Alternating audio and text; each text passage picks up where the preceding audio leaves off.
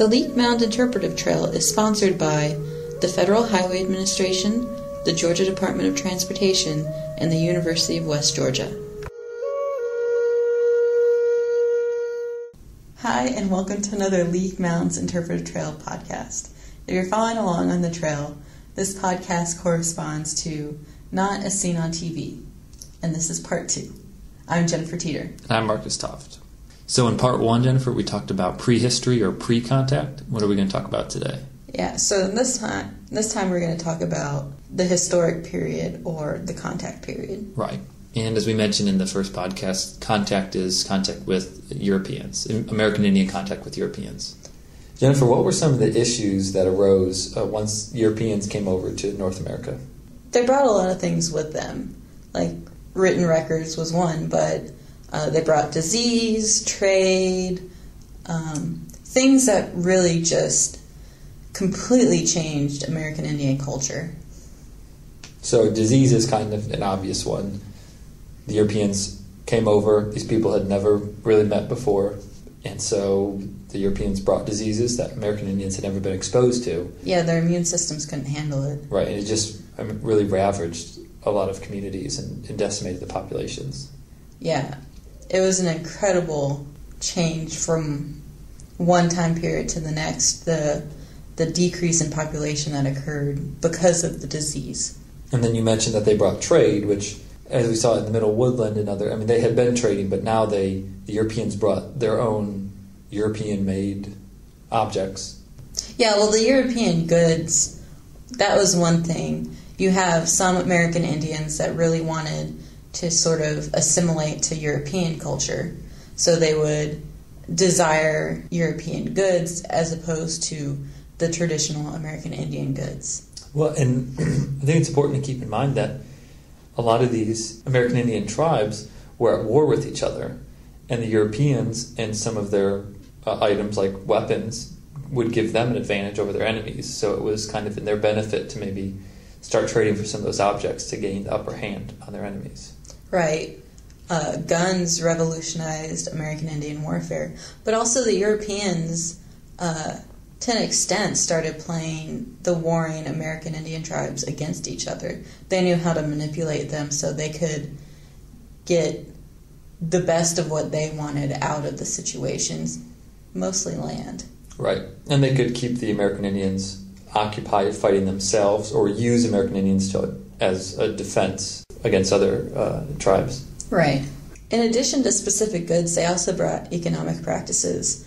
Americans became involved in their trading practices, and sometimes the Europeans wanted things that the American Indians had, such as gold, like when we talked about DeSoto, or deerskins. And the deerskin trade really devastated American Indian culture. Yeah, deerskin and beaver skin and things that they hadn't, maybe didn't have as much of back in the old world. You know, they really wanted those things, and the American Indians knew that they could trade the skins for European-made objects, and so they overhunted a lot of these different types of animals. Yeah, and just one chink in the armor changed everything about their society. They devastated the hunting population. That went one of their food sources. They didn't have all of what they needed, such as the deerskins that would keep them warm in the winter. They had traded those to the Europeans for sometimes things like alcohol or frivolous things that they didn't really need. Right, kind of novelty items. Yeah. And they became dependent, I think, then on some of those European colonies or groups of people. Yeah, and I think the Europeans were able to take advantage of them because these goods were so different. Like the American Indians didn't always know the value of European goods, whereas the Europeans sometimes wouldn't know the value of American Indian goods, but such as with the deerskins, they kind of did, and they were able to take advantage of that and trade a ridiculous amount of alcohol for some deerskins when the alcohol didn't cost them anything, but the deerskins would make a lot of money in Europe. Right. And I think, too, that in a lot of ways, Europeans and American Indians, their cultures were so different that they were just inherent issues that were going to be brought up when these two cultures clashed. Right, and that's the theme that we've seen through a lot of our podcasts. Where to even start? There's so many different issues. Well, okay, what about land? The different views towards land? Yeah, American Indians had a different view of land than Euro-Americans did. They worked the land differently than Euro-Americans. They didn't have the same view of ownership either. Yeah, they didn't use as many borders or physical dividers that Europeans did, and maybe one tribe would be responsible for some land, but they didn't necessarily consider it ownership, whereas we know that that's not how Europeans felt. Right. The Europeans came in and they felt that they could just divvy up the land amongst themselves, and they owned it. It was theirs. Or even if they did try and purchase it from the tribes, there was still just a disconnect because they wanted to purchase land that the tribes didn't really feel like they owned to begin with. So a lot of times they thought they were sharing this land or leasing it, but the Americans thought they were purchasing it. So obviously you can see where difficulties would arise. Right, and then there are also gender roles that were a lot different. Euro-Americans had specific roles for men and women, and American Indians did too. Yeah, Europeans have sort of a male-centered society, and in a lot of ways the tribes didn't. Theirs was actually the reverse. They had a matriarchal society. Exactly. When the Europeans and American Indians started interacting with each other, this was a huge problem. Right, because the Europeans would see women working in the fields, where in Europe that was a man's job, and they just kind of assumed that, well, American Indian men must be lazy because they're not doing work. Yeah, but that wasn't their job. They were the hunters, and that was something that they did, whereas the women were the ones that worked in the field. But also when they started signing treaties and everything, the European Americans only wanted to deal with the men, whereas sometimes it was the women who made the big decisions in American Indian cultures. Yeah, I mean, American or Europeans, women didn't have very many rights, and so they projected that onto American Indian women and assumed that it was the same way, and that just wasn't the case.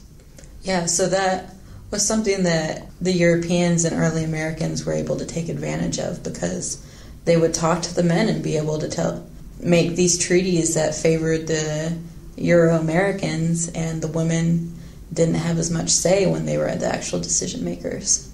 And I think it's important, too, that a lot of times when Europeans wanted to make treaties with American Indian tribes, if the majority of the tribe didn't support the treaty, the Europeans or the colonists would maybe get a few people to support it. Sometimes, they would trick them into it, but because it was on paper, it was kind of, written in stone, so to speak. Right, they were able to find ways to get their way, pretty much. And I think at this point it's also important to say that this is where the Creek Nation comes from. The Europeans wanted to deal with as few people as possible when signing treaties and doing political work and whatnot. So they took all of the tribes in the area and lumped them together into the Creek Nation. To make it simpler, basically. Yeah. So they had fewer people to deal with. So, Jennifer, I think these are probably just a few of maybe the more blatant issues that arose when these two, oftentimes very different cultures, came into contact with each other. There are obviously many more, but these are some of the bigger ones. Yeah. So I think from here we can begin to talk about removal. Yeah, which probably is, when it comes down to it, the most important issue that came up. And I think everything kind of was leading up towards that.